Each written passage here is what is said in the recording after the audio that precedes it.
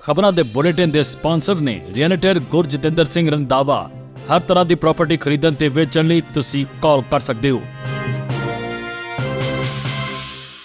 ਸਤਿ ਸ਼੍ਰੀ ਅਕਾਲ ਜੀ, ਤੁਸੀਂ ਦੇਖ ਰਹੇ ਹੋ ਪੰਜਾਬ ਮੇਲ USA ਟੀਵੀ ਤੇ ਮੈਂ ਸੁਰਭੀ। ਖਬਰਾਂ ਦੇ ਇਸ ਬੁਲੇਟਿਨ 'ਚ ਬਹੁਤ-ਬਹੁਤ ਸਵਾਗਤ। ਪੇਸ਼ ਆਂ ਦੇਸ਼ ਵਿਦੇਸ਼ ਨਾਲ ਜੁੜੀਆਂ ਹੋਈਆਂ ਕੁਝ ਖਾਸ ਤੇ ਚੋਣਵੀਆਂ ਖਬਰਾਂ। ਅਮਰੀਕਾ ਨੇ ਵਿਦਿਆਰਥੀ ਵੀਜ਼ਾ ਸੇਵਾਵਾਂ ਮੁੜ ਕੀਤੀਆਂ ਸ਼ੁਰੂ। ਵੱਡੀ ਖਬਰ, ਇੰਡੀਆ ਦੇ ਦੁਬਈ, ਆਸਟ੍ਰੇਲੀਆ ਸਣੇ 8 ਫਲਾਈਟਾਂ ਕੀਤੀਆਂ ਰੱਦ। ਅਮਰੀਕੀ ਫੌਜ ਵੱਲੋਂ ਈਰਾਨ ਤੇ ਸਿੱਧੇ ਹਮਲੇ ਬਾਰੇ 2 ਹਫ਼ਤਿਆਂ 'ਚ ਫੈਸਲਾ ਲੈਣਗੇ ਡੋਨਾਲਡ ਟਰੰਪ। ਡੋਨਾਲਡ ਟਰੰਪ ਦਾ ਬਿਆਨ, ਮੈਂ ਜੰਗ ਨਹੀਂ ਰੋਕੀ, ਭਾਰਤ ਪਾਕਿਸਤਾਨ ਜੰਗ ਤੇ ਟਰੰਪ ਦਾ ਯੂ ਟਰਨ। ਕੈਨੇਡਾ ਦੇ ਵਿੱਚ ਭਾਰਤੀ ਵਿਦਿਆਰਥਣ ਦੀ ਮੌਤ, ਮਾਪਿਆਂ ਵਿੱਚ ਸੋਗ ਦੀ ਲਹਿਰ। ਈਰਾਨ ਦੇ ਸੁਪਰੀਮ ਲੀਡਰ ਅਯਾਤੁੱਲਾ ਅਲੀ ਨੇ ਟਰੰਪ ਨੂੰ ਦਿੱਤੀ ਚੇਤਾਵਨੀ।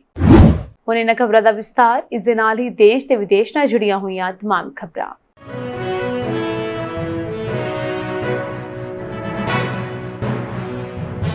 ਅਮਰੀਕੀ ਪ੍ਰਸ਼ਾਸਨ ਨੇ ਇੱਕ ਵਾਰ ਫਿਰ ਤੋਂ ਵਿਦੇਸ਼ੀ ਵਿਦਿਆਰਥੀਆਂ ਲਈ ਵੀਜ਼ਾ ਪੋਰਟਲ ਖੋਲ੍ਹ ਦਿੱਤਾ ਹੈ, ਪਰ ਇਸ ਦੇ ਨਾਲ ਪ੍ਰਸ਼ਾਸਨ ਨੇ ਇਹ ਸ਼ਰਤ ਰੱਖੀ ਹੈ ਕਿ ਵਿਦੇਸ਼ੀ ਵਿਦਿਆਰਥੀਆਂ ਨੂੰ ਸਰਕਾਰ ਨੂੰ ਆਪਣੇ ਸੋਸ਼ਲ ਮੀਡੀਆ ਅਕਾਊਂਟਸ ਤੇ ਪਾਸਵਰਡ ਦੇਣੇ ਪੈਣਗੇ। ਜੀ ਹਾਂ, ਉਹਨਾਂ ਦੇ ਸੋਸ਼ਲ ਮੀਡੀਆ ਖਾਤਿਆਂ ਨੂੰ ਰਿਵਿਊ ਕਰਨ ਤੋਂ ਬਾਅਦ ਹੀ ਉਹ ਉਹਨਾਂ ਨੂੰ ਵੀਜ਼ਾ ਜਾਰੀ ਕਰਨਗੇ। ਇਸ ਦੇ ਨਾਲ ਹੀ ਵਿਭਾਗ ਨੇ ਇਹ ਵੀ ਕਿਹਾ ਹੈ ਕਿ ਅਧਿਕਾਰੀ ਇਨ੍ਹਾਂ ਵਿਦਿਆਰਥੀਆਂ ਦੀਆਂ ਸੋਸ਼ਲ ਮੀਡੀਆ ਪੋਸਟਾਂ ਨੂੰ ਦੇਖਣਗੇ ਕਿ ਕਿਤੇ ਉਹ ਅਮਰੀਕਾ ਵਿਰੋਧੀ ਤਾਂ ਨਹੀਂ, ਜਾਂ ਫਿਰ ਉਹਨਾਂ ਦੀ ਪੋਸਟਾਂ ਜਾਂ ਮੈਸੇਜ ਉਹਨਾਂ ਦੇ ਮੁਲਕ ਦੀ ਸਰਕਾਰ, ਸੱਭਿਆਚਾਰ ਦੇ ਸਿਧਾਂਤਾਂ ਦੇ ਖਿਲਾਫ ਤਾਂ ਨਹੀਂ। ਇਸ ਤੋਂ ਇਲਾਵਾ ਬੁੱਧਵਾਰ ਨੂੰ ਵਿਭਾਗ ਨੇ ਪਬਲਿਕ ਨੋਟਿਸ ਜਾਰੀ ਕਰਕੇ ਕਿਹਾ ਕਿ ਮਈ ਮਹੀਨੇ 'ਚ ਵਿਦੇਸ਼ੀ ਵਿਦਿਆਰਥੀਆਂ ਨੂੰ ਵੀਜ਼ਾ ਦੇਣ ਤੇ ਜੋ ਰੋਕ ਲਗਾਈ ਗਈ ਸੀ ਉਸ ਨੂੰ ਹਟਾਇਆ ਜਾ ਰਿਹਾ ਹੈ। ਇਸ ਤੋਂ ਬਾਅਦ ਹੁਣ ਜਿਹੜੇ ਵੀ ਵਿਦਿਆਰਥੀ ਜਿਨ੍ਹਾਂ ਦੇ ਸੋਸ਼ਲ ਮੀਡੀਆ ਅਕਾਊਂਟ ਪ੍ਰਾਈਵੇਟ ਨੇ, ਉਹਨਾਂ ਨੂੰ ਆਪਣੇ ਖਾਤਿਆਂ ਨੂੰ ਪਬਲਿਕ ਕਰਨਾ ਪਵੇਗਾ। ਇਸ ਦੇ ਨਾਲ ਹੀ ਵਿਭਾਗ ਨੇ ਇਹ ਮਨਜ਼ੂਰੀ ਦੇਣੀ ਪਵੇਗੀ ਕਿ ਉਹ ਵਿਦਿਆਰਥੀਆਂ ਦੇ ਖਾਤਿਆਂ ਨੂੰ ਰਿਵਿਊ ਕਰਨ। ਜੇ ਉਹ ਇਹ ਸ਼ਰਤਾਂ ਮੰਨਣ ਤੋਂ ਇਨਕਾਰ ਕਰਦੇ ਹਨ ਤਾਂ ਉਹਨਾਂ ਨੂੰ ਵੀਜ਼ਾ ਨਹੀਂ ਦਿੱਤਾ ਜਾਵੇਗਾ। ਜ਼ਿਕਰਯੋਗ ਹੈ ਕਿ ਟਰੰਪ ਪ੍ਰਸ਼ਾਸਨ ਨੇ ਪਿਛਲੇ ਮਹੀਨੇ ਵਿਦੇਸ਼ੀ ਵਿਦਿਆਰਥੀਆਂ ਨੂੰ ਵੀਜ਼ਾ ਦੇਣ ਤੇ ਅਸਥਾਈ ਰੋਕ ਲਗਾ ਦਿੱਤੀ ਸੀ। ਇਸ ਤੋਂ ਬਾਅਦ ਵਿਦਿਆਰਥੀ ਬੇਸਬਰੀ ਦੇ ਨਾਲ ਦੁਬਾਰਾ ਵੀਜ਼ਾ ਪੋਰਟਲ ਖੋਲ੍ਹਣ ਦੀ ਉਡੀਕ ਕਰ ਰਹੇ ਸੀ। ਚੀਨ, ਭਾਰਤ, ਮੈਕਸੀਕੋ ਤੇ ਫਿਲੀਪੀਨਜ਼ ਦੇ ਵਿਦਿਆਰਥੀਆਂ ਨੇ ਇਸ ਬਾਰੇ ਸੋਸ਼ਲ ਮੀਡੀਆ ਤੇ ਪੋਸਟਾਂ ਵੀ ਪਾਈਆਂ ਸਨ। ਏਅਰ ਇੰਡੀਆ ਏਅਰਲਾਈਨਸ ਦੀਆਂ ਮੁਸ਼ਕਲਾਂ ਰੁਕਣ ਦਾ ਨਾਂ ਹੀ ਨਹੀਂ ਲੈ ਰਹੀਆਂ। ਅਹਿਮਦਾਬਾਦ ਪਲੇਨ ਕ੍ਰੈਸ਼ ਕਾਰਨ ਜਿੱਥੇ 270 ਤੋਂ ਵੱਧ ਲੋਕਾਂ ਦੀ ਮੌਤ ਹੋ ਚੁੱਕੀ ਹੈ, ਉੱਥੇ ਹੁਣ ਤੱਕ ਕਈ ਉਡਾਨਾਂ ਰੱਦ ਵੀ ਹੋ ਚੁੱਕੀਆਂ ਹਨ, ਜਿਨ੍ਹਾਂ ਚੋਂ ਕਈਆਂ ਨੂੰ ਬੰਬ ਧਮਕੀ ਤੇ ਤਕਨੀਕੀ ਖਰਾਬੀ ਕਾਰਨ ਰੱਦ ਕੀਤਾ ਗਿਆ। ਇਸੇ ਦੌਰਾਨ 에ਅਰਲਾਈਨ ਨੇ ਇੱਕ ਹੋਰ ਵੱਡੀ ਅਪਡੇਟ ਦਿੰਦੇ ਹੋਏ ਦੱਸਿਆ ਕਿ 에ਅਰ ਇੰਡੀਆ ਨੇ 4 ਅੰਤਰਰਾਸ਼ਟਰੀ ਫਲਾਈਟਾਂ ਸਣੇ ਕੁੱਲ 8 ਫਲਾਈਟਾਂ ਨੂੰ ਰੱਦ ਕਰਨ ਦਾ ਫੈਸਲਾ ਕੀਤਾ ਹੈ। ਕੰਪਨੀ ਨੇ ਦੁਬਈ ਤੋਂ ਚੇਨਈ ਆਉਣ ਵਾਲੀ ਫਲਾਈਟ, ਦਿੱਲੀ ਤੋਂ ਮੈਲਬੌਰਨ ਜਾਣ ਵਾਲੀ ਫਲਾਈਟ, ਦੈਨ ਮੈਲਬੌਰਨ ਤੋਂ ਦਿੱਲੀ ਆਉਣ ਵਾਲੀ ਫਲਾਈਟ, ਇਸ ਤੋਂ ਬਾਅਦ ਦੁਬਈ ਤੋਂ ਹੈਦਰਾਬਾਦ ਆਉਣ ਵਾਲੀ ਫਲਾਈਟ ਨੂੰ ਰੱਦ ਕਰਨ ਦਾ ਫੈਸਲਾ ਕੀਤਾ ਹੈ। ਇਸ ਤੋਂ ਇਲਾਵਾ 에ਅਰ ਇੰਡੀਆ ਨੇ 4 ਘਰੇਲੂ ਉਡਾਨਾਂ ਨੂੰ ਵੀ ਰੱਦ ਕਰਨ ਦਾ ਐਲਾਨ ਕੀਤਾ ਹੈ, ਜਿਨ੍ਹਾਂ 'ਚ ਪੁਣੇ ਤੋਂ ਦਿੱਲੀ ਜਾਣ ਵਾਲੀ ਫਲਾਈਟ, ਅਹਿਮਦਾਬਾਦ ਤੋਂ ਦਿੱਲੀ ਜਾਣ ਵਾਲੀ ਅਤੇ ਹੈਦਰਾਬਾਦ ਤੋਂ ਮੁੰਬਈ ਜਾਣ ਵਾਲੀ ਫਲਾਈਟ ਸ਼ਾਮਲ ਹਨ। 에ਅਰ ਇੰਡੀਆ ਨੇ ਇਨ੍ਹਾਂ ਫਲਾਈਟਾਂ ਨੂੰ ਰੱਖ-ਰਖਾਅ ਤੇ ਸੰਚਾਲਨ ਕਾਰਨਾਂ ਕਾਰਨ ਰੱਦ ਕੀਤਾ ਹੈ। ਅਮਰੀਕੀ ਰਾਸ਼ਟਰਪਤੀ ਡੋਨਾਲਡ ਟਰੰਪ ਨੇ ਕਿਹਾ ਹੈ ਕਿ ਇਜ਼ਰਾਈਲ ਤੇ ਈਰਾਨ ਵਿਚਾਲੇ ਚੱਲ ਰਹੇ ਟਕਰਾਅ ਦੇ ਵਿੱਚ ਅਮਰੀਕੀ ਫੌਜ ਦੀ ਸਿੱਧੀ ਸ਼ਮੂਲੀਅਤ ਸੰਬੰਧੀ ਉਹ ਅਗਲੇ 2 ਹਫ਼ਤਿਆਂ ਵਿੱਚ ਫੈਸਲਾ ਲੈਣਗੇ। ਟਰੰਪ ਨੇ ਕਿਹਾ ਹੈ ਕਿ ਤਹਿਰਾਨ ਦੇ ਪਰਮਾਣੂ ਪ੍ਰੋਗਰਾਮ ਬਾਰੇ ਨਵੇਂ ਸਿਰੇ ਤੋਂ ਗੱਲਬਾਤ ਲਈ ਬਹੁਤ ਸਾਰੇ ਮੌਕੇ ਹਨ। ਇਸ ਦੌਰਾਨ ਦੋਵਾਂ ਧਿਰਾਂ ਯਾਨੀ ਕਿ ਇਜ਼ਰਾਈਲ ਤੇ ਈਰਾਨ ਵੱਲੋਂ 7ਵੇਂ ਦਿਨ ਵੀ ਇੱਕ ਦੂਜੇ ਤੇ ਹਮਲੇ ਜਾਰੀ ਰਹੇ। ਟਰੰਪ ਵੱਲੋਂ 2 ਹਫ਼ਤਿਆਂ ਦੀ ਮੋਹਲਤ ਤੋਂ ਸਾਫ਼ ਹੈ ਕਿ ਉਹ ਈਰਾਨ ਦੇ ਸੁਰੱਖਿਅਤ ਫੋਰਡੋ ਯੂਰੇਨੀਅਮ ਸੋਧ ਸੈਂਟਰ ਤੇ ਹਮਲਾ ਕੀਤੇ ਜਾਣ ਨੂੰ ਲੈ ਕੇ ਦੁਚਿੱਤੀ ਵਿੱਚ ਹਨ। ਇਹ ਸੈਂਟਰ ਇੱਕ ਪਹਾੜ ਹੇਠਾਂ ਦਬਿਆ ਹੈ ਤੇ ਵਿਆਪਕ ਰੂਪ ਵਿੱਚ ਅਮਰੀਕਾ ਦੇ ਬੰਕਰ ਬਸਟਰ ਬੰਬਾਂ ਨੂੰ ਛੱਡ ਕੇ ਕਿਸੇ ਹੋਰ ਦੀ ਪਹੁੰਚ ਤੋਂ ਬਾਹਰ ਮੰਨਿਆ ਜਾਂਦਾ ਹੈ। ਟਰੰਪ ਦੇ ਉਪਰੋਕਤ ਬਿਆਨ ਨੂੰ ਵਾਈਟ ਹਾਊਸ ਦੀ ਪ੍ਰੈਸ ਸਕੱਤਰ ਕੈਰੋਲਿਨ ਲੈਵਿਟ ਨੇ ਪੜਿਆ ਹੈ। ਇਸ ਤੋਂ ਪਹਿਲਾਂ ਇਜ਼ਰਾਈਲ ਦੇ ਪ੍ਰਧਾਨ ਮੰਤਰੀ ਬੈਂਜਾਮਿਨ ਨੇਤਨਯਾਹੂ ਨੇ ਕਿਹਾ ਕਿ ਕੋਈ ਵੀ ਇਜ਼ਰਾਈਲੀ ਹਮਲੇ ਤੋਂ ਨਹੀਂ ਬਚ ਸਕਦਾ। ਉਹਨਾਂ ਨੇ ਇਸ਼ਾਰਾ ਕੀਤਾ ਕਿ ਅਗਲਾ ਨਿਸ਼ਾਨਾ ਈਰਾਨ ਦਾ ਸੁਪਰੀਮ ਆਗੂ ਅਯਾਤੁੱਲਾ ਹੋ ਸਕਦਾ ਹੈ। ਪ੍ਰਧਾਨ ਮੰਤਰੀ ਬੈਂਜਾਮਿਨ ਨੇਤਨਯਾਹੂ ਨੇ ਕਿਹਾ ਕਿ ਉਹਨਾਂ ਨੂੰ ਭਰੋਸਾ ਹੈ ਕਿ ਟਰੰਪ ਅਮਰੀਕਾ ਲਈ ਸਭ ਤੋਂ ਵਧੀਆ ਹੀ ਕਰਨਗੇ। ਬਿਰਸ਼ੇਬਾ ਦੇ ਮੋਰੋਕਾ ਮੈਡੀਕਲ ਸੈਂਟਰ ਨੇੜੇ ਪੱਤਰਕਾਰਾਂ ਦੇ ਨਾਲ ਗੱਲਬਾਤ ਕਰਦਿਆਂ ਨੇਤਨਯਾਹੂ ਨੇ ਕਿਹਾ ਕਿ ਉਹ ਤੁਹਾਨੂੰ ਦੱਸ ਸਕਦਾ ਹੈ ਕਿ ਉਹ ਪਹਿਲਾਂ ਯਾਨੀ ਕਿ ਟਰੰਪ ਹੀ ਬਹੁਤ ਮਦਦ ਕਰਨਗੇ। ਅਮਰੀਕੀ ਰਾਸ਼ਟਰਪਤੀ ਡੋਨਾਲਡ ਟਰੰਪ ਜੋ ਵਾਰ-ਵਾਰ ਦਾਅਵਾ ਕਰਦੇ ਆ ਰਹੇ ਹਨ ਕਿ ਉਹਨਾਂ ਨੇ ਭਾਰਤ ਅਤੇ ਪਾਕਿਸਤਾਨ ਦੇ ਵਿਚਕਾਰ ਜੰਗ ਨੂੰ ਰੋਕਿਆ ਹੈ, ਇਸੇ ਟਰੰਪ ਨੇ ਹੁਣ ਯੂ ਟਰਨ ਲੈ ਲਿਆ। ਟਰੰਪ ਨੇ ਭਾਰਤ ਅਤੇ ਪਾਕਿਸਤਾਨ ਦੇ ਦੋ ਬਹੁਤ ਹੀ ਸਮਝਦਾਰ ਨੇਤਾਵਾਂ ਦੀ ਪ੍ਰਸ਼ੰਸਾ ਕੀਤੀ। ਉਹਨਾਂ ਨੇ ਪਿਛਲੇ ਮਹੀਨੇ ਹੋਏ ਟਕਰਾਅ ਨੂੰ ਪਰਮਾਣੂ ਯੁੱਧ ਵਿੱਚ ਬਦਲੇ ਬਿਨਾਂ ਹੀ ਖਤਮ ਕਰਨ ਦਾ ਫੈਸਲਾ ਕੀਤਾ। ਉਹਨਾਂ ਨੇ ਇਹ ਟਿੱਪਣੀਆਂ ਵਾਈਟ ਹਾਊਸ ਵਿੱਚ ਪਾਕਿਸਤਾਨ ਦੇ ਫੌਜ ਮੁਖੀ ਫੀਲਡ ਮਾਰਸ਼ਲ ਅਸੀਮ ਮੁਨੀਰ ਦੇ ਨਾਲ ਰਾਤ ਦੇ ਖਾਣੇ ਤੇ ਮੀਟਿੰਗ ਤੋਂ ਬਾਅਦ ਕੀਤੀਆਂ। ਇਸ ਦੌਰਾਨ ਪਹਿਲਗਾਮ ਹਮਲੇ ਤੋਂ ਬਾਅਦ 7 ਤੋਂ 10 ਮਈ ਦੇ ਵਿਚਕਾਰ ਦੋਵਾਂ ਦੇਸ਼ਾਂ ਦੇ ਵਿਚਕਾਰ ਹਮਲੇ ਅਤੇ ਜਵਾਬੀ ਹਮਲੇ ਹੋਏ। ਫਿਰ ਅਚਾਨਕ ਜੰਗਬੰਦੀ ਹੋ ਗਈ। ਟਰੰਪ ਨੇ ਪਹਿਲਾਂ ਹੀ ਇੱਕ ਦਰਜਨ ਤੋਂ ਵੱਧ ਵਾਰ ਜਨਤਕ ਤੌਰ ਤੇ ਦਾਅਵਾ ਕਰ ਚੁੱਕੇ ਹਨ ਕਿ ਉਹ ਜੰਗਬੰਦੀ ਲਈ ਉਹਨਾਂ ਨੇ ਦੋਵਾਂ ਦੇਸ਼ਾਂ ਦੇ ਵਿਚਕਾਰ ਵਿਚੋਲਗੀ ਕਰਕੇ ਅਤੇ ਪਰਮਾਣੂ ਯੁੱਧ ਨੂੰ ਰੋਕ ਕੇ ਲੱਖਾਂ ਜਾਨਾਂ ਬਚਾਈਆਂ। ਹਾਲਾਂਕਿ ਭਾਰਤ ਨੇ ਇਸ ਤੋਂ ਇਨਕਾਰ ਕੀਤਾ। ਇਸ ਦੌਰਾਨ ਟਰੰਪ ਨੇ ਕਿਹਾ ਕਿ ਮੁਨੀਰ ਨੂੰ ਮਿਲਣਾ ਸਨਮਾਨ ਦੀ ਗੱਲ ਹੈ ਅਤੇ ਦੋਵਾਂ ਦੇਸ਼ਾਂ ਦੇ ਨੇਤਾਵਾਂ ਨੇ ਈਰਾਨ ਅਤੇ ਇਜ਼ਰਾਈਲ ਵਿਚਕਾਰ ਮੌਜੂਦਾ ਯੁੱਧ ਤੇ ਚਰਚਾ ਵੀ ਕੀਤੀ। ਇਸ ਦੌਰਾਨ ਇਹ ਪ੍ਰਚਾਰ ਕੀਤਾ ਜਾ ਰਿਹਾ ਹੈ ਕਿ ਜੇਕਰ ਅਮਰੀਕਾ ਇਸ ਯੁੱਧ ਵਿੱਚ ਸਿੱਧਾ ਦਖਲ ਦਿੰਦਾ ਹੈ ਤਾਂ ਪਾਕਿਸਤਾਨ ਤਹਿਰਾਨ ਤੇ ਹਮਲਾ ਕਰਨ ਲਈ ਫੌਜੀ ਠਿਕਾਣਿਆਂ ਦੀ ਵਰਤੋਂ ਕਰੇਗਾ। ਕੈਨੇਡਾ ਦੇ ਵਿੱਚ ਇੱਕ ਵਾਰ ਫਿਰ ਇੱਕ ਭਾਰਤੀ ਵਿਦਿਆਰਥੀ ਦੀ ਮੌਤ ਦੀ ਖਬਰ ਸਾਹਮਣੇ ਆ ਰਹੀ ਹੈ। ਕੈਨੇਡਾ ਦੀ ਕੈਲਗਰੀ ਯੂਨੀਵਰਸਿਟੀ ਵਿੱਚ ਇੱਕ ਭਾਰਤੀ ਵਿਦਿਆਰਥੀ ਦੀ ਮੌਤ ਹੋ ਗਈ। ਵੈਂਕੂਵਰ ਵਿੱਚ ਭਾਰਤ ਦੇ ਕੰਸੂਲੇਟ ਜਨਰਲ ਨੇ ਵੀਰਵਾਰ ਨੂੰ ਜਾਣਕਾਰੀ ਦਿੱਤੀ ਹੈ। ਕੰਸੂਲੇਟ ਨੇ ਕਿਹਾ ਕਿ ਉਹ ਭਾਰਤੀ ਵਿਦਿਆਰਥਣ ਤਾਨੀਆ ਤਿਆਗੀ ਦੀ ਅਚਾਨਕ ਮੌਤ ਤੇ ਦੁਖੀ ਹਨ। ਉਹਨਾਂ ਨੇ ਕਿਹਾ ਕਿ ਕੰਸੂਲੇਟ ਅਧਿਕਾਰੀਆਂ ਦੇ ਸੰਪਰਕ ਵਿੱਚ ਹਨ ਅਤੇ ਪੀੜਿਤ ਪਰਿਵਾਰ ਨੂੰ ਹਰ ਲੋੜੀਂਦੀ ਸਹਾਇਤਾ ਪ੍ਰਦਾਨ ਕੀਤੀ ਜਾਵੇਗੀ। ਦੱਸ ਦਈਏ ਕਿ ਅਜੇ ਸਪਸ਼ਟ ਨਹੀਂ ਹੋ ਸਕਿਆ ਹੈ ਕਿ ਭਾਰਤੀ ਵਿਦਿਆਰਥੀ ਦੀ ਮੌਤ ਕਿਵੇਂ ਅਤੇ ਕਿੰਨਾ ਹਾਲਾਤਾਂ ਵਿੱਚ ਹੋਈ ਹੈ। ਕੰਸੂਲੇਟ ਨੇ ਮ੍ਰਿਤਕ ਦੇ ਪਰਿਵਾਰ ਅਤੇ ਦੋਸਤਾਂ ਪ੍ਰਤੀ ਆਪਣੀ ਸੰਵੇਦਨਾ ਪ੍ਰਗਟ ਕੀਤੀ ਹੈ। ਐਕਸ ਦੇ ਇੱਕ ਪੋਸਟ ਵਿੱਚ ਕੰਸੂਲੇਟ ਨੇ ਲਿਖਿਆ ਕਿ ਅਸੀਂ ਕੈਲਗਰੀ ਯੂਨੀਵਰਸਿਟੀ ਵਿੱਚ ਇੱਕ ਭਾਰਤੀ ਵਿਦਿਆਰਥੀ ਤਾਨੀਆ ਤਿਆਗੀ ਦੀ ਅਚਾਨਕ ਮੌਤ ਤੋਂ ਦੁਖੀ ਹਾਂ। ਕੰਸੂਲੇਟ ਅਧਿਕਾਰੀਆਂ ਦੇ ਸੰਪਰਕ ਵਿੱਚ ਹੈ ਅਤੇ ਪੀੜਿਤ ਪਰਿਵਾਰ ਨੂੰ ਹਰ ਜ਼ਰੂਰੀ ਸਹਾਇਤਾ ਪ੍ਰਦਾਨ ਕੀਤੀ ਜਾਵੇਗੀ। ਸਾਡੀਆਂ ਸੰਵੇਦਨਾਵਾਂ ਅਤੇ ਪ੍ਰਾਰਥਨਾਵਾਂ ਪੀੜਿਤ ਪਰਿਵਾਰ ਦੇ ਨਾਲ ਹਨ। ਮ੍ਰਿਤਕ ਦਿਲੀ ਨਾਲ ਸੰਬੰਧਿਤ ਸੀ। ਇਜ਼ਰਾਈਲ ਅਤੇ ਈਰਾਨ ਵਿਚਕਾਰ ਚੱਲ ਰਿਹਾ ਯੁੱਧ ਹੁਣ 8ਵੇਂ ਦਿਨ ਵੀ ਪਹੁੰਚ ਗਿਆ ਹੈ। ਇਸ ਦੌਰਾਨ ਦੋਵਾਂ ਦੇਸ਼ਾਂ ਨੇ ਇੱਕ ਦੂਜੇ ਤੇ ਨਵੇਂ ਮਿਜ਼ਾਈਲੀ ਹਮਲੇ ਕੀਤੇ। ਸਥਿਤੀ ਲਗਾਤਾਰ ਵਿਗੜਦੀ ਜਾ ਰਹੀ ਹੈ ਤੇ ਪੂਰੇ ਪੱਛਮੀ ਏਸ਼ੀਆ ਖੇਤਰ ਵਿੱਚ ਤਣਾਅ ਵਧਿਆ ਹੈ। ਅਮਰੀਕੀ ਰਾਸ਼ਟਰਪਤੀ ਡੋਨਾਲਡ ਟਰੰਪ ਨੇ ਈਰਾਨ ਨੂੰ ਬਿਨਾਂ ਸ਼ਰਤ ਆਤਮ ਸਮਰਪਣ ਕਰਨ ਲਈ ਕਿਹਾ ਸੀ ਤਾਂ ਜੋ ਇਸ ਟਕਰਾਅ ਨੂੰ ਹੋਰ ਵਧਣ ਤੋਂ ਰੋਕਿਆ ਜਾ ਸਕੇ। ਉਹਨਾਂ ਨੇ ਬਿਆਨ ਖੇਤਰ ਵਿੱਚ ਸ਼ਾਂਤੀ ਬਣਾਈ ਰੱਖਣ ਲਈ ਦਿੱਤਾ ਸੀ। ਰਿਪੋਰਟ ਅਨੁਸਾਰ 18 ਜੂਨ ਦੀ ਸਵੇਰ ਦੇ ਪਹਿਲੇ 2 ਘੰਟਿਆਂ ਵਿੱਚ ਈਰਾਨ ਨੇ ਇਜ਼ਰਾਈਲ ਵੱਲ 2 ਮਿਜ਼ਾਈਲੀ ਹਮਲੇ ਕੀਤੇ। ਇਨ੍ਹਾਂ ਹਮਲਿਆਂ ਦੇ ਧਮਾਕੇ ਇਜ਼ਰਾਈਲ ਦੀ ਰਾਜਧਾਨੀ ਤੇਲ ਅਵੀਵ ਤੇ ਸੁਣਾਈ ਦਿੱਤੇ। ਇਜ਼ਰਾਈਲ ਨੇ ਈਰਾਨ ਦੀ ਰਾਜਧਾਨੀ ਤਹਿਰਾਨ ਦੇ ਦੱਖਣ ਪੱਛਮੀ ਖੇਤਰ ਵਿੱਚ ਰਹਿਣ ਵਾਲੇ ਲੋਕਾਂ ਨੂੰ ਚੇਤਾਵਨੀ ਦਿੱਤੀ ਹੈ। ਇਹ ਦੱਸਿਆ ਗਿਆ ਹੈ ਕਿ ਇਜ਼ਰਾਈਲੀ ਹਵਾਈ ਸੈਨਾ ਇਸ ਖੇਤਰ ਵਿੱਚ ਈਰਾਨੀ ਫੌਜ ਠਿਕਾਣਿਆਂ ਤੇ ਹਮਲਾ ਕਰ ਸਕਦੀ ਹੈ, ਇਸ ਲਈ ਲੋਕਾਂ ਨੂੰ ਜਗ੍ਹਾ ਖਾਲੀ ਕਰਨ ਲਈ ਵੀ ਕਿਹਾ ਗਿਆ। ਇਜ਼ਰਾਈਲੀ ਪ੍ਰਧਾਨ ਮੰਤਰੀ ਬੈਂਜਾਮਿਨ ਨੇਤਨਯਾਹੂ ਨੇ ਕਿਹਾ ਕਿ ਇਜ਼ਰਾਈਲੀ ਫੌਜ ਆਪਣੇ ਹਮਲੇ ਤੇਜ਼ ਕਰੇਗੀ। ਇਸ ਦੇ ਨਾਲ ਹੀ ਈਰਾਨ ਦੇ ਸੁਪਰੀਮ ਲੀਡਰ ਅਯਾਤੁੱਲਾ ਅਲੀ ਖਾਮੇਨਈ ਨੇ ਵੀ ਬਦਲਾ ਲੈਣ ਦੀ ਧਮਕੀ ਦਿੱਤੀ ਹੈ। ਉਸਨੇ ਟਵਿੱਟਰ ਤੇ ਲਿਖਿਆ ਕਿ ਸਾਨੂੰ ਅੱਤਵਾਦੀ ਜ਼ਾਇਓਨਿਸਟ ਸ਼ਾਸਨ ਨੂੰ ਸਖਤ ਜਵਾਬ ਦੇਣਾ ਪਵੇਗਾ। ਅਸੀਂ ਜ਼ਾਇਓਨਿਸਟਾਂ ਦੇ ਰਹਿਮ ਨਹੀਂ ਦਿਖਾਵਾਂਗੇ। ਇਹ ਪੂਰਾ ਟਕਰਾਅ 13 ਜੂਨ ਨੂੰ ਸ਼ੁਰੂ ਹੋਇਆ ਸੀ ਜਦੋਂ ਇਜ਼ਰਾਈਲ ਨੇ ਆਪਰੇਸ਼ਨ ਰਾਈਜ਼ਿੰਗ ਲਾਈਨ ਤਹਿਤ ਈਰਾਨ ਦੇ ਪਰਮਾਣੂ ਠਿਕਾਣਿਆਂ ਤੇ ਹਵਾਈ ਹਮਲਾ ਕੀਤਾ ਸੀ।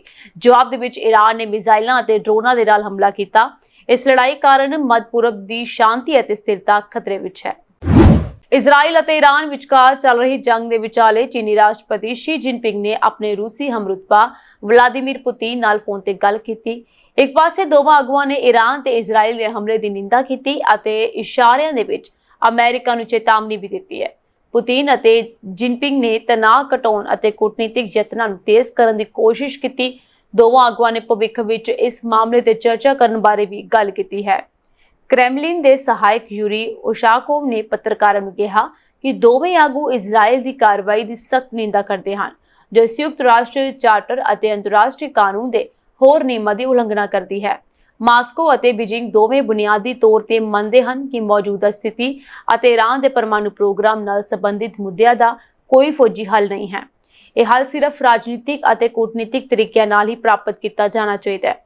ਰੂਸੀ ਰਾਸ਼ਟਰਪਤੀ ਦੇ ਬੁਲਾਰੇ ਨੇ ਰੂਸੀ ਅਖਬਾਰ ਏਜੰਸੀ ਨੂੰ ਦੱਸਿਆ ਕਿ ਇਜ਼ਰਾਈਲ ਅਤੇ ਈਰਾਨ ਦੇ ਵਿਚਕਾਰ ਜੰਗ ਵਿੱਚ ਅਮਰੀਕੀ ਦਖਲਅੰਦਾਜ਼ੀ ਇੱਕ ਹੋਰ ਭਿਆਨਕ ਵਾਧਾ ਦਾ ਕਾਰਨ ਬਣ ਸਕਦੀ ਹੈ।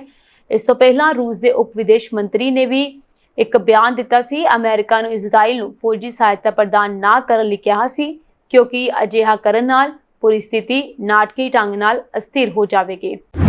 ਈਰਾਨ ਅਤੇ ਇਜ਼ਰਾਈਲ ਵਿਚਾਲੇ ਲੜਾਈ 8ਵੇਂ ਦਿਨ ਪਹੁੰਚ ਗਈ। ਈਰਾਨ ਨੇ ਇਜ਼ਰਾਈਲ ਵਿਰੁੱਧ ਬੈਲਿਸਟਿਕ ਮਿਜ਼ਾਈਲਾਂ ਤੋਂ ਕਲਸਟਰ ਬੰਬ ਦਾਗਣੇ ਸ਼ੁਰੂ ਕਰ ਦਿੱਤੇ। ਇਹ ਬੰਬ ਇੰਨੇ ਖਤਰਨਾਕ ਹਨ ਕਿ ਮਾਹਰ ਇਹ ਮੰਨਣ ਲਈ ਮਜਬੂਰ ਹਨ ਕਿ ਜੇਕਰ ਜੰਗ ਲੰਬੇ ਸਮੇਂ ਤੱਕ ਜਾਰੀ ਰਹੀ ਤਾਂ ਇਜ਼ਰਾਈਲ ਦੀ ਹਾਲਤ ਗਾਜ਼ਾ ਵਰਗੀ ਹੋ ਸਕਦੀ ਹੈ।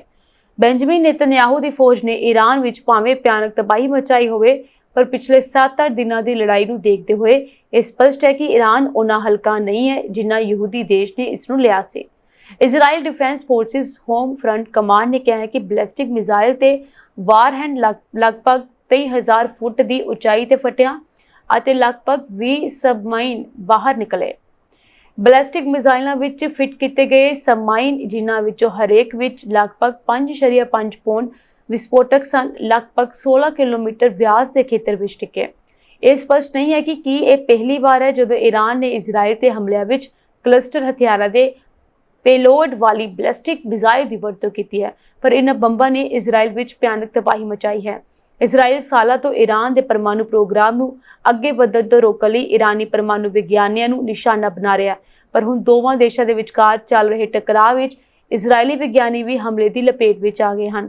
ਦੋਵਾਂ ਪਾਸਿਆਂ ਤੋਂ ਚੱਲ ਰਹੇ ਹਮਲਿਆਂ ਵਿਚਕਾਰ ਈਰਾਨ ਦੀ ਮਿਜ਼ਾਈਲ ਨੇ ਇਜ਼ਰਾਈਲ ਦੇ ਇੱਕ ਪ੍ਰਮੁੱਖ ਖੋਜ ਸੰਸਥਾਨ ਤੇ ਹਮਲਾ ਕੀਤਾ ਹੈ, ਜੋ ਜੀਵਨ ਵਿਗਿਆਨ ਅਤੇ ਭੌਤਿਕ ਵਿਗਿਆਨ ਸਮੇਤ ਵਿਗਿਆਨ ਦੇ ਵੱਖ-ਵੱਖ ਖੇਤਰਾਂ ਵਿੱਚ ਆਪਣੇ ਕੰਮ ਲਈ ਜਾਣਿਆ ਜਾਂਦਾ ਹੈ। ਹਾਲਾਂਕਿ ਵਾਈਜ਼ਮੈਨ ਇੰਸਟੀਚਿਊਟ ਆਫ ਸਾਇੰਸ ਤੇ ਹੋਏ ਹਮਲੇ ਵਿੱਚ ਕੋਈ ਮਾਰਿਆ ਨਹੀਂ ਗਿਆ, ਪਰ ਇਸਨੇ ਕੈਂਪਸ ਵਿੱਚ ਸਥਿਤ ਕਈ ਪ੍ਰਯੋਗਸ਼ਾਲਾਵਾਂ ਨੂੰ ਭਾਰੀ ਨੁਕਸਾਨ ਪਹੁੰਚਾਇਆ, ਜਿਸ ਨਾਲ ਸਾਲਾਂ ਤੋਂ ਚੱਲ ਰਹੇ ਖੋਜਕਾਰ ਪ੍ਰਭਾਵਿਤ ਹੋਏ ਹਨ। ਇਸ ਹਮਲੇ ਵਿੱਚ ਅਣੂ ਸੈੱਲ ਬਾਇਓਲੋਜੀ ਅਤੇ ਅਣੂ ਨਿਊਰੋਸਾਇੰਸ ਵਿਭਾਗ ਦੇ ਪ੍ਰੋਫੈਸਰ ਓਰੇਨ ਦੀ ਪ੍ਰਯੋਗਸ਼ਾਲਾ ਵੀ ਤਬਾਹ ਹੋ ਗਈ। ਫਿਰ ਪੁਲਿਸ ਨੇ ਕੁਝ ਮਹੀਨੇ ਪਹਿਲਾਂ ਕੁਝ ਸ਼ਰਾਬ ਠੇਕਿਆਂ ਤੋਂ ਲੁੱਟੀ ਗਈ $3 ਲੱਖ ਮੁੱਲ ਦੀ ਮਹਿੰਗੀ ਸ਼ਰਾਬ ਦੇ ਕਈ ਮਾਮਲਿਆਂ ਵਿੱਚ ਇੱਕ ਗਰੋਹ ਦੇ 2 ਮੈਂਬਰਾਂ ਨੂੰ ਗ੍ਰਿਫਤਾਰ ਕੀਤਾ। ਗ੍ਰਿਫਤਾਰ ਵਿਅਕਤੀਆਂ ਦੀ ਪਛਾਣ ਸਿਮਰਪ੍ਰੀਤ ਸਿੰਘ ਤੇ ਅਨੁਜ ਕੁਮਾਰ ਵਜੋਂ ਦੱਸੀ ਗਈ ਹੈ। ਪੁਲਿਸ ਅਨੁਸਾਰ ਗਰੋਹ ਦੇ ਸ਼ਰਾਬ ਕਿਸੇ ਠੇਕੇ ਤੋਂ ਜਬਰੀ ਲੁੱਟ ਕੀਤੀ ਤੇ ਕਿਸੇ ਤੋਂ ਚੋਰੀ ਕੀਤੀ ਸੀ। ਗਰੋਹ ਦੇ ਮੈਂਬਰ ਠੇਕਿਆਂ ਦੇ ਮੁਲਾਜ਼ਮਾਂ ਵੱਲੋਂ ਲੁੱਟ ਦਾ ਵਿਰੋਧ ਕਰਨ ਤੇ ਉਹਨਾਂ ਨਾਲ ਹੱਥੋਂਬਾਈ ਕੀਤੀ ਗਈ ਤੇ ਮਾਰਨ ਦੀਆਂ ਧਮਕੀਆਂ ਵੀ ਦਿੱਤੀਆਂ ਗਈਆਂ। 3 ਠੇਕਿਆਂ ਤੇ ਮੁਲਾਜ਼ਮਾਂ ਨੂੰ ਜ਼ਖਮੀ ਵੀ ਕੀਤਾ ਗਿਆ ਸੀ। ਇਹ ਦੋਵੇਂ ਪਹਿਲਾਂ ਨਸ਼ੇ ਦੇ 4 ਕੇਸਾਂ ਵਿੱਚ ਵੀ ਲੋੜੀਂਦੇ ਸਨ ਤੇ ਕੁਝ ਮਾਮਲਿਆਂ 'ਚ ਜ਼ਮਾਨਤ ਤੇ ਲੈ ਕੇ ਭਗੌੜੇ ਹੋਏ ਸਨ। ਪੁਲਿਸ ਮੁਤਾਬਕ ਗਰੋਹ ਦੇ ਹੋਰ ਮੈਂਬਰਾਂ ਦੀ ਗ੍ਰਿਫਤਾਰੀ ਹਾਲੇ ਬਾਕੀ ਹੈ। ਪੁਲਿਸ ਨੇ ਕਿਹਾ ਕਿ ਇਹਨਾਂ ਤੋਂ ਪੁੱਛ ਪੜਤਾਲ ਕਰਕੇ ਇਹਨਾਂ ਦੀ ਹੋਰ ਜੁਰਮਾਂ ਦੀ ਸ਼ਮੂਲੀਅਤ ਦਾ ਵੀ ਪਤਾ ਲਗਾਇਆ ਜਾਏਗਾ। ਗੌਰਤਲਬ ਹੈ ਕਿ ਓਨਟਾਰੀਓ ਵਿੱਚ ਸ਼ਰਾਬ ਵਿਕਰੀ ਦਾ ਕੰਟਰੋਲ ਸਰਕਾਰ ਕੋਲ ਹੈ ਤੇ ਸਾਰੇ ਠੇਕੇ ਸਰਕਾਰੀ ਮਾਲਕੀ ਵਾਲੇ ਹੁੰਦੇ ਹਨ। ਇਜ਼ਰਾਈਲ ਅਤੇ ਈਰਾਨ ਵਿਚਕਾਰ ਚੱਲ ਰਹੀ ਜੰਗ ਬਾਰੇ ਬਹੁਤ ਚਰਚਾ ਹੋ ਰਹੀ ਹੈ। ਪਿਛਲੇ 8 ਦਿਨਾਂ ਤੋਂ ਇਹਨਾਂ ਦੋਵਾਂ ਦੇਸ਼ਾਂ ਵਿਚਕਾਰ ਭਿਆਨਕ ਤਣਾਅ ਦੀ ਸਥਿਤੀ ਹੈ। ਇਸ ਸਮੇਂ ਮਾਮਲਾ ਸ਼ਾਂਤ ਹੁੰਦਾ ਜਾਪਦਾ ਨਹੀਂ ਨਜ਼ਰ ਆ ਰਿਹਾ। ਜੰਗ ਕਾਰਨ ਇਜ਼ਰਾਈਲ ਨੂੰ ਈਰਾਨ ਦੇ ਨਾਲ ਬਹੁਤ ਨੁਕਸਾਨ ਹੋਇਆ ਹੈ। ਹੁਣ ਤੱਕ ਇਸ ਨੂੰ ਅਰਬਾਂ ਡਾਲਰ ਦਾ ਨੁਕਸਾਨ ਹੋ ਚੁੱਕਿਆ ਹੈ ਤੇ ਇਹ ਨੁਕਸਾਨ ਹਰ ਰੋਜ਼ ਵਧ ਰਿਹਾ ਹੈ। ਇੱਕ ਰਿਪੋਰਟ ਦੇ ਅਨੁਸਾਰ ਇਜ਼ਰਾਈਲ ਹਰ ਰੋਜ਼ ਲਗਭਗ $200 ਮਿਲੀਅਨ ਸਿਰਫ ਮਿਜ਼ਾਈਲਾਂ ਨੂੰ ਰੋਕਣ ਲਈ ਖਰਚ ਕਰ ਰਿਹਾ ਹੈ। ਯੁੱਧ ਵਿੱਚ ਵਰਤੇ ਗੋਲਾ ਬਾਰੂਦ, ਮਿਜ਼ਾਈਲਾਂ, ਲੜਾਕੂ ਜਹਾਜ਼ਾਂ ਅਤੇ ਲੌਜਿਸਟਿਕ ਕਾਰਨ ਲਾਗਤ ਬਹੁਤ ਵੱਧ ਗਈ ਹੈ। ਈਰਾਨ ਨੇ ਇਜ਼ਰਾਈਲ ਵਿੱਚ ਭਿਆਨਕ ਤਬਾਹੀ ਮਚਾਈ ਹੈ। ਇਸ ਦੇ ਬੁਨਿਆਦੀ ਢਾਂਚੇ ਨੂੰ ਬਹੁਤ ਨੁਕਸਾਨ ਹੋਇਆ। ਇਜ਼ਰਾਈਲ ਨੂੰ ਇਸ ਦੀ ਮੁਰੰਮਤ ਤੇ ਵੀ ਅਰਬਾਂ ਰੁਪਏ ਖਰਚ ਕਰਨੇ ਪੈਣਗੇ। ਇਜ਼ਰਾਈਲੀ ਮੀਡੀਆ ਦੇ ਅਨੁਸਾਰ ਵਾਈਨੈਟ ਨਿਊਜ਼ ਦੀ 15 ਜੂਨ ਦੀ ਇੱਕ ਰਿਪੋਰਟ ਵਿੱਚ ਇਜ਼ਰਾਈਲੀ ਆਰਮੀ ਚੀਫ ਆਫ ਸਟਾਫ ਦੇ ਇੱਕ ਸਾਬਕਾ ਵਿੱਤੀ ਸਲਾਹਕਾਰ ਦੇ ਹਵਾਲੇ ਨਾਲ ਅੰਦਾਜ਼ਾ ਲਗਾਇਆ ਗਿਆ ਹੈ ਕਿ ਇਜ਼ਰਾਈਲ ਨੂੰ ਈਰਾਨ ਨਾਲ ਲੜਾਈ ਦੇ ਪਹਿਲੇ 2 ਦਿਨਾਂ ਵਿੱਚ ਲਗਭਗ $1.45 ਬਿਲੀਅਨ ਦਾ ਨੁਕਸਾਨ ਹੋਇਆ। ਇਸ ਲਈ ਹੁਣ 8 ਦਿਨ ਹੋ ਗਏ ਹਨ ਅਤੇ ਇਸ ਨੂੰ ਹੁਣ ਤੱਕ ਅਰਬਾਂ ਡਾਲਰ ਦਾ ਨੁਕਸਾਨ ਹੋਇਆ ਹੈ। ਇੱਕ ਰਿਪੋਰਟ ਦੇ ਅਨੁਸਾਰ ਇਜ਼ਰਾਈਲ ਨੂੰ ਯੁੱਧ ਤੋਂ ਬਾਅਦ ਇਮਾਰਤਾਂ ਦੀ ਮੁਰੰਮਤ ਲਈ ਘੱਟੋ-ਘੱਟ $400 ਮਿਲੀਅਨ ਖਰਚ ਕਰਨੇ ਪੈ ਸਕਦੇ ਹਨ। ਇਜ਼ਰਾਈਲ ਕੋਲ ਹੁਣ ਰੱਖਿਆਤਮਕ ਤੀਰ ਇੰਟਰਸੈਪਟਰ ਦੀ ਵੀ ਘਾਟ ਹੈ, ਜੋ ਕਿ ਇਸ ਲਈ ਚਿੰਤਾ ਦਾ ਵਿਸ਼ਾ ਹੈ। ਈਰਾਨ ਲੰਬੀ ਦੂਰੀ ਦੀਆਂ ਬੈਲਿਸਟਿਕ ਮਿਜ਼ਾਈਲਾਂ ਦੀ ਵਰਤੋਂ ਵੀ ਕਰ ਸਕਦੇ ਹੈ। ਅਜਿਹੀ ਸਥਿਤੀ ਵਿੱਚ ਇਜ਼ਰਾਈਲ ਨੂੰ ਇਸ ਦਾ ਮੁਕਾਬਲਾ ਕਰਨ ਲਈ ਹੋਰ ਸਮਰੱਥਾ ਦੀ ਜ਼ਰੂਰਤ ਹੋਏਗੀ। ਕੈਨੇਡਾ ਦੇ ਸਰੀ ਇਲਾਕੇ 'ਚ ਕਾਨੂੰਨ ਵਿਵਸਥਾ ਦਿਨ-ਬ-ਦਿਨ ਵਿਗੜਦੀ ਜਾ ਰਹੀ ਹੈ। ਇਸ ਦੀ ਤਾਜ਼ਾ ਉਦਾਹਰਨ ਉਦੋਂ ਦੇਖਣ ਨੂੰ ਮਿਲੀ ਜਦੋਂ ਤੜਕੇਸਾਰ Gurdwara Guru Nanak Singh Temple Scott Road ਤੇ ਸਾਬਕਾ ਪ੍ਰਧਾਨ ਰਘਬੀਰ ਸਿੰਘ ਨਿੱਜਰ ਦੇ ਟਰੱਕਿੰਗ ਕਾਰੋਬਾਰੀ ਦਫ਼ਤਰ ਅਤੇ ਵਾਹਨਾਂ ਤੇ ਅਣਪਛਾਤੇ ਅਨਸਰਾਂ ਨੇ ਗੋਲੀਬਾਰੀ ਕਰ ਦਿੱਤੀ। ਹੁਣ ਤੱਕ ਮਿਲੀ ਜਾਣਕਾਰੀ ਦੇ ਅਨੁਸਾਰ ਇਸ ਗੋਲੀਬਾਰੀ ਵਿੱਚ ਕਿਸੇ ਵੱਡੇ ਨੁਕਸਾਨ ਤੋਂ ਬਚਾ ਰਿਹਾ, ਜਦਕਿ ਪੁਲਿਸ ਵੱਲੋਂ ਮਾਮਲੇ ਦੀ ਜਾਂਚ ਆਰੰਭ ਕਰ ਦਿੱਤੀ ਗਈ ਹੈ। ਸੂਤਰਾਂ ਅਨੁਸਾਰ ਰਘਬੀਰ ਸਿੰਘ ਨਿੱਜਰ ਨੇ ਜਾਂਚ ਅਧਿਕਾਰੀਆਂ ਕੋਲ ਖੁਲਾਸਾ ਕੀਤਾ ਹੈ ਕਿ ਉਹਨਾਂ ਪਾਸੋਂ ਕੁਝ ਸਮੇਂ ਤੋਂ ਭਾਰਤ ਦੇ ਨਾਮੀ ਗੈਂਗਸਟਰ ਲੋਰੈਂਸ ਬਿਸ਼ਨੋਈ ਗੈਂਗ ਦੇ ਨਾਂ ਤੇ $5 ਲੱਖ ਦੀ ਫਰੋਤੀ ਮੰਗੀ ਜਾ ਰਹੀ ਸੀ ਤੇ ਰਕਮ ਨਾ ਦੇਣ ਤੋਂ ਜਾਨੋਂ ਮਾਰਨ ਦੀਆਂ ਧਮਕੀਆਂ ਵੀ ਦਿੱਤੀਆਂ ਜਾ ਰਹੀਆਂ ਸਨ। ਜ਼ਿਕਰਯੋਗ ਹੈ ਕਿ ਰਘਬੀਰ ਸਿੰਘ ਨਿੱਜਰ ਮਰਹੂਮ ਆਗੂ ਹਰਦੀਪ ਸਿੰਘ ਯਾਨੀ ਖਾਲਿਸਤਾਨੀ ਆਗੂ ਹਰਦੀਪ ਸਿੰਘ ਨਿੱਜਰ ਦੇ ਚਚੇਰੇ ਭਰਾ ਹਨ ਤੇ ਸਥਾਨਕ ਸਿੱਖ ਸਿਆਸਤ ਵਿੱਚ ਸਰਗਰਮ ਹਨ। ਕੁਝ ਅਰਸਾ ਪਹਿਲਾਂ ਇਹਨਾਂ ਦੀ ਰਿਹਾਇਸ਼ ਤੇ ਵੀ ਗੋਲੀਬਾਰੀ ਹੋ ਚੁੱਕੀ ਹੈ। ਇਹ ਵੀ ਦੱਸਣਾ ਬਣਦਾ ਹੈ ਕਿ ਹਰਦੀਪ ਸਿੰਘ ਨਿੱਜਰ ਦਾ ਗੁਰਦੁਆਰੇ ਦੇ ਪ੍ਰਧਾਨ ਹੁੰਦਿਆਂ 2 ਸਾਲ ਪਹਿਲਾਂ 18 ਜੂਨ 2023 ਨੂੰ ਗੁਰਦੁਆਰੇ ਦੀ ਪਾਰਕਿੰਗ ਵਿੱਚ ਗੋਲੀਆਂ ਮਾਰ ਕੇ ਕਤਲ ਕਰ ਦਿੱਤਾ ਗਿਆ ਸੀ। ਅਮਰੀਕੀ ਰਾਸ਼ਟਰਪਤੀ ਡੋਨਾਲਡ ਟਰੰਪ ਨੇ ਵੀਰਵਾਰ ਨੂੰ ਵੀਡੀਓ ਸ਼ੇਅਰਿੰਗ ਪਲੇਟਫਾਰਮ ਟਿਕਟੌਕ ਨੂੰ ਅਮਰੀਕਾ ਵਿੱਚ 90 ਹੋਰ ਦਿਨਾਂ ਲਈ ਚਾਲੂ ਰੱਖਣ ਦੇ ਆਦੇਸ਼ ਤੇ ਦਸਤਖਤ ਕੀਤੇ ਤਾਂ ਜੋ ਉਹਨਾਂ ਦੇ ਪ੍ਰਸ਼ਾਸਨ ਨੂੰ ਇਸ ਸੋਸ਼ਲ ਮੀਡੀਆ ਕੰਪਨੀ ਨੂੰ ਅਮਰੀਕੀ ਮਾਲਕੀ ਹੇਠ ਲਿਆਉਣ ਦੇ ਲਈ ਇੱਕ ਸੌਦੇ ਤੇ ਦਸਤਖਤ ਕਰਨ ਲਈ ਸਮਾਂ ਮਿਲ ਸਕੇ। ਟਰੰਪ ਨੇ ਤੀਜੀ ਵਾਰ ਟਿਕਟੌਕ ਲਈ ਸਮਾਂ ਸੀਮਾ ਵਧਾ ਦਿੱਤਾ ਹੈ। ਦਰਅਸਲ ਅਮਰੀਕੀ ਪ੍ਰਸ਼ਾਸਨ ਚੀਨੀ ਕੰਪਨੀ ਬਾਈਟਡਾਂਸ ਦੀ ਮਲਕੀਅਤ ਵਾਲੇ ਟਿਕਟੌਕ ਸੰਬੰਧੀ ਇੱਕ ਸੌਦੇ ਤੇ ਗੱਲਬਾਤ ਕਰਨ ਦੀ ਕੋਸ਼ਿਸ਼ ਕਰ ਰਿਹਾ ਹੈ। ਹਾਲਾਂਕਿ ਬੈਨ ਨੂੰ ਮੁਲਤਵੀ ਕਰਨ ਦੇ ਇਨ੍ਹਾਂ ਕਾਰਜਕਾਰੀ ਹੁਕਮਾਂ ਦਾ ਕੋਈ ਸਪਸ਼ਟ ਕਾਨੂੰਨੀ ਆਧਾਰ ਨਹੀਂ ਹੈ, ਪਰ ਹੁਣ ਤੱਕ ਇਹਨਾਂ ਨੂੰ ਕੋਈ ਕਾਨੂੰਨੀ ਚੁਣੌਤੀ ਨਹੀਂ ਦਿੱਤੀ ਗਈ ਹੈ। ਪਿਛਲੇ ਸਾਲ ਟਿਕਟੌਕ ਦੇ ਮੰਚ ਨਾਲ ਜੁੜਨ ਤੋਂ ਬਾਅਦ ਟਰੰਪ ਦੇ ਫਾਲੋਅਰਸ ਦੀ ਗਿਣਤੀ 15 ਮਿਲੀਅਨ ਤੋਂ ਵੱਧ ਹੋ ਗਈ। ਐਲੋਨ ਮਸਕ ਦਾ SpaceX ਸਟਾਰਸ਼ਿਪ ਰੌਕੇਟ ਟੈਸਟਿੰਗ ਦੌਰਾਨ ਬੰਬ ਵਾਂਗ ਫਟ ਗਿਆ। ਇਹ ਰੌਕੇਟ ਪੁਲਾੜ ਵਿੱਚ ਉਡਾਨ ਭਰਨ ਦੇ ਆਖਰੀ ਪੜਾਅ ਵਿੱਚ ਸੀਗਾ, ਜਿੱਥੇ ਇਸ ਦੀ ਸਥਿਰ ਅੱਗ ਜਾਂਚ ਕੀਤੀ ਜਾ ਰਹੀ ਸੀ। ਇਹ ਰੌਕੇਟ ਭਾਰਤੀ ਸਮੇਂ ਅਨੁਸਾਰ ਸਵੇਰੇ 9:30 ਵਜੇ ਲਾਂਚ ਹੋਣ ਵਾਲਾ ਸੀ, ਪਰ ਇਹ ਅੱਗ ਜਾਂਚ ਦੌਰਾਨ ਫਟ ਗਿਆ। SpaceX ਨੇ ਇਸ ਰੌਕੇਟ ਵਿੱਚ ਹੋਏ ਧਮਾਕੇ ਬਾਰੇ ਇੱਕ ਅਧਿਕਾਰਤ ਬਿਆਨ ਜਾਰੀ ਕਰਦਿਆਂ ਕਿਹਾ ਕਿ ਟੈਸਟਿੰਗ ਸਾਈਟ ਤੇ ਸਥਿਤੀ ਕਾਬੂ ਵਿੱਚ ਹੈ ਅਤੇ ਹਰ ਕੋਈ ਸੁਰੱਖਿਅਤ ਹੈ। SpaceX ਨੇ ਆਪਣੇ ਬਿਆਨ ਵਿੱਚ ਕਿਹਾ ਕਿ ਸਟਾਰਸ਼ਿਪ ਆਪਣੇ 10ਵੇਂ ਫਲਾਈਟ ਟੈਸਟ ਦੀ ਤਿਆਰੀ ਕਰ ਰਿਹਾ ਸੀ ਜਦੋਂ ਟੈਸਟਿੰਗ ਸਟੈਂਡ ਤੇ ਇੱਕ ਵੱਡਾ ਹਾਦਸਾ ਵਾਪਰ ਗਿਆ। ਪੂਰੇ ਆਪਰੇਸ਼ਨ ਦੌਰਾਨ ਟੈਸਟਿੰਗ ਸਾਈਟ ਦੇ ਆਲੇ-ਦੁਆਲੇ ਇੱਕ ਸੁਰੱਖਿਅਤ ਜ਼ੋਨ ਬਣਾਇਆ ਗਿਆ ਸੀ ਅਤੇ ਸਾਰੇ ਕਰਮਚਾਰੀ ਇਸ ਸਮੇਂ ਸੁਰੱਖਿਅਤ ਹਨ ਅਤੇ ਉਹਨਾਂ ਦਾ ਧਿਆਨ ਰੱਖਿਆ ਜਾ ਰਿਹਾ ਹੈ।